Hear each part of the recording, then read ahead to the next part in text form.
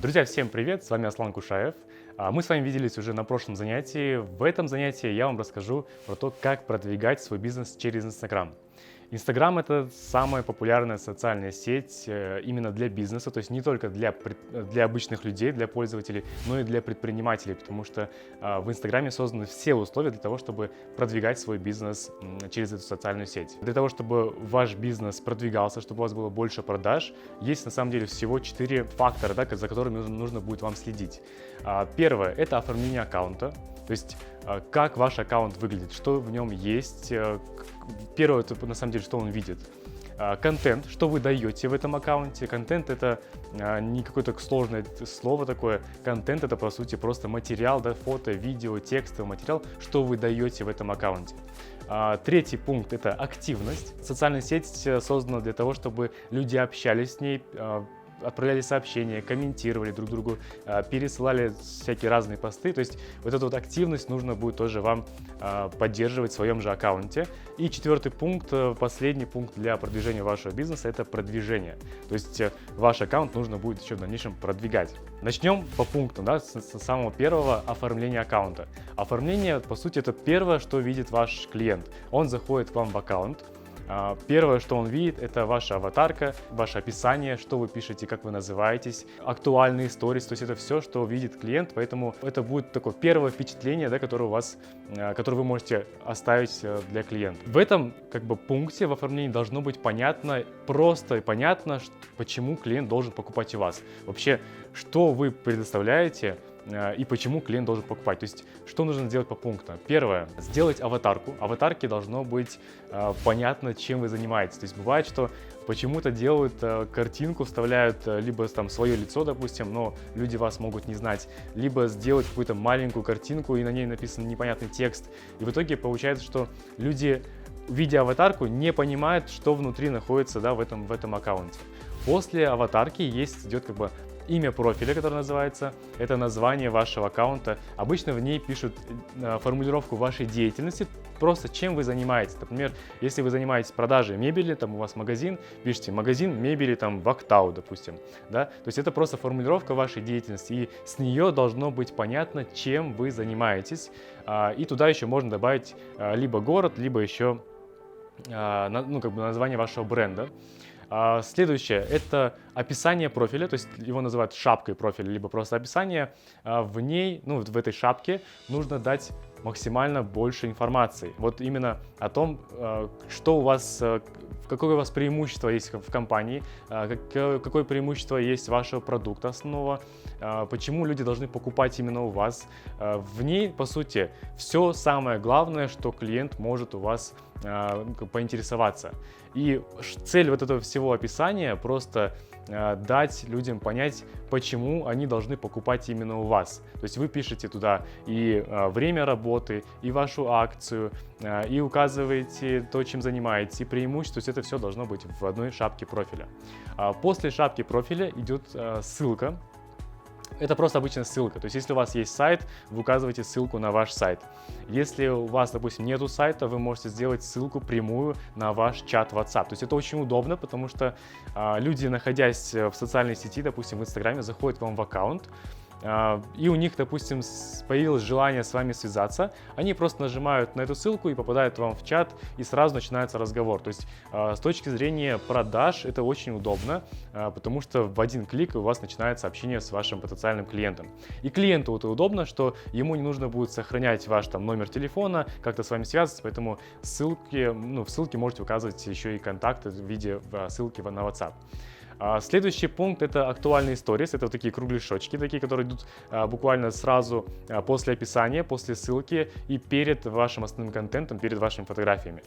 Актуальные сторисы — это сохраненные сторисы, которые хранятся у вас навсегда. То есть обычно сторисы — это 15-секундные картинки либо видео, которые хранятся всего лишь сутки. То есть вы выкладываете видео, допустим, в сторис, через 24 часа оно исчезает. Поэтому контент такой разовый, и он потом, если вы сделаете какой-то контент, который вам пригодится в будущем, он просто исчезнет. В актуальных сторис вы можете сохранить это все, и чтобы люди могли переходить.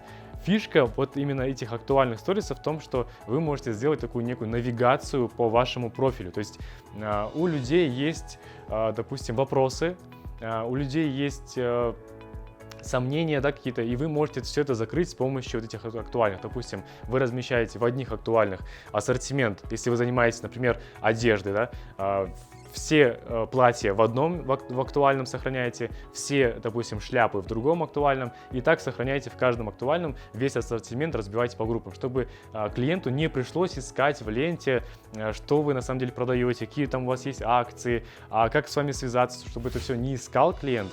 Вы упрощаете это все, делаете все в актуальных. По сути, актуально — это навигация. Ну, как бы это самая основная функция этих актуальных, это навигация, что это, допустим, как вы заходите в супермаркет большой, и вы видите, где мясо, где хлеб, где молоко. Здесь то же самое, в Инстаграме будет примерно то же самое. Вот. Третий пункт очень важный.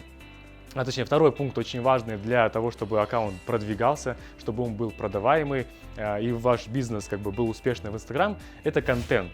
Контент — это самое главное, да, как в маркетинге говорят, контент is king, да, это самое главное, что дает бизнес для своих клиентов. Это информация, по сути, это просто информация. Фото, это видео, это может быть текстовое описание, то есть в любом виде информации, которую вы даете, это будет самое главное. Цель подачи всей информации — это закрытие возражений, страхов и сомнений. Вот просто запомните, не нужно гнаться за качеством, не нужно гнаться за какими-то там трендами и всем прочим. Просто запомните как бы такую вещь, что у людей есть страхи, сомнения и возражения, и на них нужно просто ответить, закрыть их. Это можно сделать как раз таки с помощью контента, и уже исходя из того, как вы будете их закрывать, будет строиться ваш контент. Например, у людей есть страх того, что, или, допустим, сомнение того, что у вас качественный продукт. И вы можете доказать, что у вас качественный продукт, сделав видеообзор, допустим, или фотообзор в формате макросъемки, показать детали, допустим, вашей одежды там, или вашей мебели, что вы там продаете. Все это все можно сделать с помощью контента. Здесь нужно максимально дать больше информации о компании. Делайте публикации о продукте, делайте обзоры, делайте фотосъемку с разных ракурсов, покажите, как ваш продукт носится, как его используют в процессе. Если у вас есть отзывы клиентов, это все должно быть в вашем контенте. Если у вас есть что рассказать о компании, это должно быть в контенте. Допустим, если у вас есть сертификаты, какие-то там, допустим, награды, вы участвуете в каких-то розыгрышах или сами проводите эти розыгрыши, это все нужно указывать. То есть вы показываете, что вообще у вас творится в закулисье, что у вас вообще творится в компании. Есть такое одно правило: что вы не выложили в Instagram, того у вас нет. Это должно быть очень таким сильным правилом, просто зарубить себе на носу, что если вы не дали информацию в Instagram о каком-то таком факте, да, компании, этого факта нету, клиенты об этом не знают. Если у вас работают сертифицированные мастера, но вы об этом не говорите, значит, у вас нету. Для клиента вы такой же не сертифицированный, как и другие конкуренты. У вас нету наград никаких, у вас нету супермастеров, у вас нету зарубежных каких-то навороченных техники, оборудования. Этого всего нету, если пока вы не выложите это все в Instagram. Это очень такое большое правило, нужно его запомнить. Самое главное, наверное, в Инстаграме. Есть еще момент контента, это сторисы. То есть это тоже относится к контенту, но сторис — это совсем другая история. Сейчас сторисы набирают больше всего просмотров. Людям нравится больше просматривать сторис, потому что они как бы проходят, во-первых, быстрее, это 15-секундные, во-вторых, они хранятся всего лишь сутки, то есть это самая актуальная информация. Это не так, что вы подготовили контент, что-то там обработали, сделали монтаж и выложили. Не так работает. В сторисе все должно быть живое, все настоящее, без монтажа, без фильтров, без масок. Просто вы находитесь, допустим, у себя в магазине, показываете, что у вас происходит. Вы привезли какую-нибудь, допустим, новую партию обуви, к примеру, да, если у вас обувь, вы снимаете, показываете, вот мы привезли, допустим. То есть это настоящая жизнь вашего бизнеса. Сторисы сейчас потребляют 80% времени пользователей, да, которые находятся в Инстаграме. Поэтому активнее нужно будет вам пользоваться именно сторисами. Следующий пункт, который вам нужно будет учитывать при продвижении вашего бизнеса через Инстаграм, это активность. Активность можно поднять с помощью сторисов, с помощью постинга, опросов, прямых эфиров. То есть это все то, как часто вы начинаете постить контент, как часто вы выкладываете, что вы даете, допустим, клиентам, что от них получаете. То есть вы можете проводить опросы.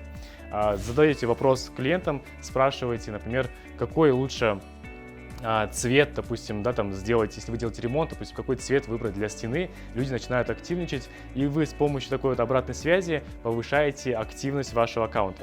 Вот эта вот активность, да, процент активности очень сильно влияет на дальнейшее продвижение, именно органическое продвижение вашего профиля. Инстаграм сам будет вас продвигать, если у вас в аккаунте будет много лайков, комментариев, много будет ответов на опросы в сторисах, и много будет, допустим, участия либо комментариев в прямых эфирах. То есть вот это все, получение обратной связи в виде вот лайков, комментариев, это есть как раз-таки активность, и на нее можно влиять с помощью как раз-таки вот этих вот опросов, задавания вопросов, общения. И по сути весь ваш контент должен создаваться вокруг этой активности. Вы делаете пост не просто в одностороннем формате, где выкладываете пост и говорите, вот у нас есть там, допустим, новое поступление товара. Вы должны сделать пост о том, что у вас есть новое поступление товара, и еще задать вопрос клиентам, а что им больше нравится, допустим, или какой им больше цвет нравится, или, например, когда они планируют к вам прийти, или какую акцию лучше, допустим, для них разыграть. То есть вы задаете вопрос и тем самым как бы провоцируете людей на общение. Они начинают вам писать в комментариях, отвечают на ваши вопросы. Вы можете то же самое делать с лайками, то есть вы тоже провоцируете их на лайк. Вы говорите, если вам понравилось, поставьте лайк. Если, допустим, считаете, что я не прав, напишите в комментариях свое мнение. И тогда у людей вообще как бы не появляется других вариантов, как вам, опять же, поднять вашу же активность. И опять же, чем больше у вас будет активность, тем больше как бы быстрее будет продвигаться ваш аккаунт. Еще один очень важный пункт – это продвижение, именно активное продвижение вашего аккаунта в Instagram. И очень важно понимать, что как бы вы не оформляли красиво ваш аккаунт, какой бы вы супер красивый и интересный контент не постили, как бы вы не создавали активность, все равно малое количество людей вас будет видеть в самом начале. То есть для того, чтобы ваш красивый контент, полезный контент, да, и ваша вся эта активность набирала больше оборотов, появлялась какая-то такая некая популярность, да, в сети Instagram, вам нужно еще добавить немножко как бы топлива, да, в двигатель. Вот как раз таки здесь есть продвижение. И можно по-разному использовать варианты продвижения. Есть платные, есть бесплатные, можно бартером. И такие самые популярные из них — это блогеры и паблики, то есть это реклама платная, либо там бартером через людей, у которых есть уже целевая аудитория. То есть вы обращаетесь к блогерам, вы обращаетесь в паблики, это такие популярные аккаунты в Instagram в вашем, допустим, городе, и они размещают вашу рекламу, допустим, либо бартером, либо платно, просто как бы оплатили за то, что вы размещаете у них пост. Вы размещаете у них платную рекламу, соответственно, люди этой аудитории приходят к вам в аккаунт, и если, опять же, ваш аккаунт оформлен красиво, понятно, да, и у людей есть причина, почему они могут обратиться, вы получаете продажи.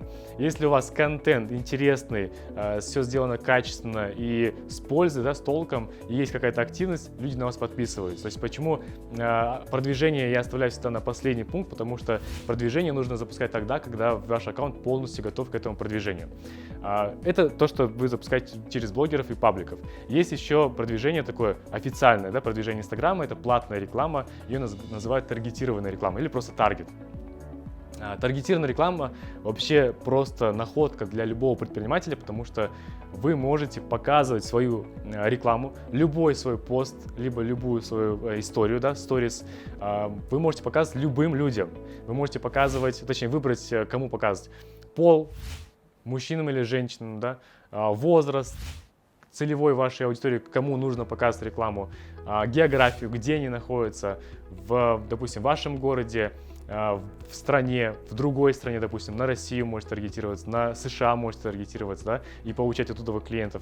Вы можете показывать, допустим, в вашем городе, но еще и не только в городе, а вокруг вашей локации. То есть, например, если вы занимаетесь доставкой, да, у вас сервис доставки, либо у вас шоурум, и вы хотите показывать рекламу только вот в радиусе каком-то небольшом, или салон красоты, да, когда клиенты находятся тоже в такой шаговой доступности, вы показываете рекламу только тем, кто находится вокруг вас в радиусе, допустим, километра или там 2 километров. Вы выбираете сами радиус, в котором будете показывать рекламу.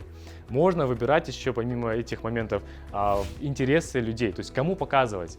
Людям, которые интересуются, например, мебелью, люди, у которых есть дети, люди, допустим, которые путешествуют. То есть любые интересы, которые они проявляют в Инстаграм. Инстаграм все это начинает собирать информацию как бы в одну такую картину, и вы, как рекламодатель, можете выбрать людей, которым нужно показывать рекламу. То есть это очень-очень эффективная вещь, потому что вы показываете только целевой аудитории вашу рекламу, и платите только за результат. И результат может быть любой. Это может быть клик, допустим, да, переход по ссылке, переход к вам в WhatsApp, да, например, напрямую сразу с рекламы, сразу в чат. Минуя все сайты, минуя ваш аккаунт, сразу реклама и сразу же к вам в чат. То есть клиент сразу напрямую обращается буквально в один клик.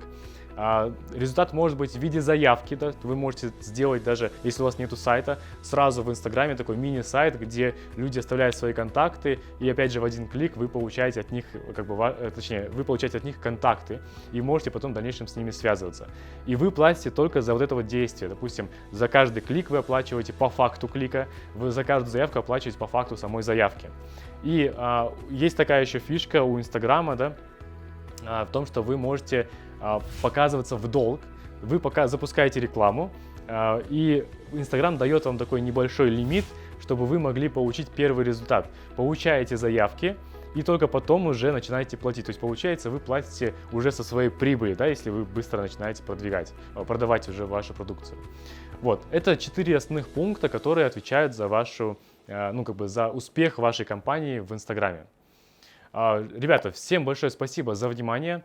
Мы с вами еще увидимся на следующем занятии. Всем желаю удачи, всем пока.